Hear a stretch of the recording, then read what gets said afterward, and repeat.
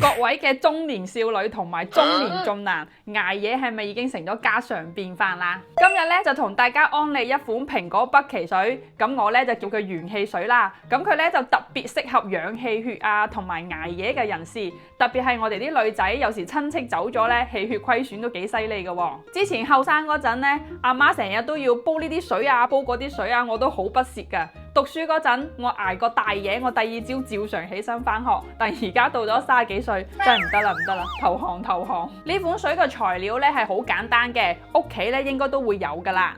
洗蘋果嗰陣咧，我哋最好咧就加啲鹽去，跟住咧再搓一搓佢，將佢表面嗰啲保鮮粒搓走佢。大家知唔知咧？其實蘋果咧係可以改善我哋嘅代謝㗎。咁我今日咧就用到1個蘋果嘅，我覺得蘋果擺多啲咧，啲水甜甜地啊，冇咁大陣藥材味，咁咧就好入口啲。蘋果中間個心咧，我哋就切走佢唔要啦，同埋蘋果切薄片咧會好速味啲。嗱，我哋擺幾粒紅棗去，紅棗係補氣血嘅神器嚟嘅，同埋咧一定要去咗中間嗰個核，中間嗰個核咧係比較熱氣嘅。杞子就唔少得噶啦，杞子同紅棗咧一直都係好朋友嚟嘅喎。